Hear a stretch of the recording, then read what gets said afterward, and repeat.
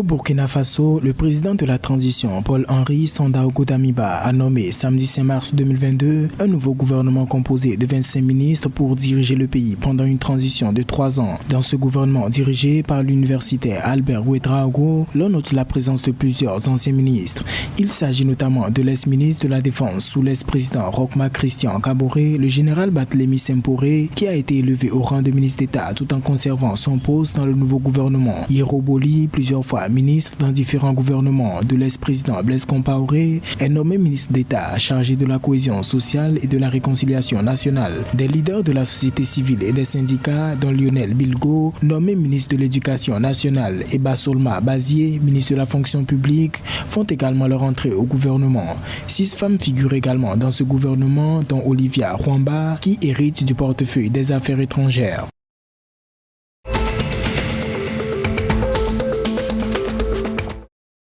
Au Togo, les députés ont voté à l'unanimité le projet de loi portant création des régions, dite loi de Kara. Selon les parlementaires togolais, cette loi devrait permettre au pays de se doter d'un arsenal juridique qui renforce le processus de décentralisation enclenché depuis quelques années et qui a connu son point d'orgue en 2019 avec l'organisation des élections locales.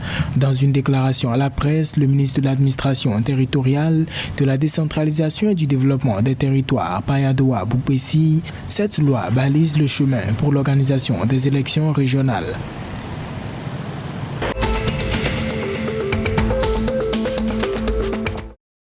Au Bénin, les rois plaident pour la reconnaissance effective de la chefferie traditionnelle dans le pays. Reçus en audience le 3 mars 2022 par le président de la République, Patrice Talon, les rois du Bénin ont appelé à l'adoption d'une loi et des décrets d'application, en plus des dispositions de la Constitution qui reconnaissent déjà les rois et chefs traditionnels. Pour que les rois soient davantage impliqués dans le développement du Bénin, les autorités ont annoncé la création d'une commission qui aura pour mission d'étudier tous les paramètres pour que la chefferie traditionnelle soit reconnue et devienne un organe d'État et puisse participer au développement de la nation.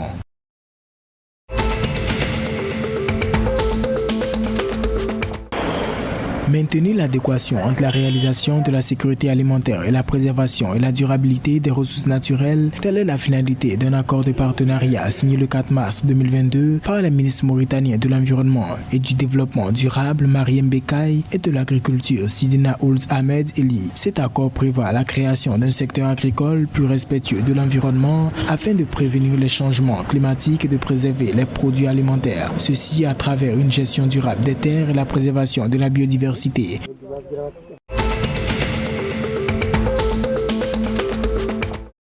En Côte d'Ivoire, la ministre de la fonction publique et de la modernisation de l'administration, Anne-Désirée Ouloto, a entamé ce lundi 7 mars 2022 des discussions avec les organisations syndicales des fonctionnaires ivoiriens en vue de la signature d'une nouvelle trêve sociale au terme de la première qui arrivait à expiration en août 2022.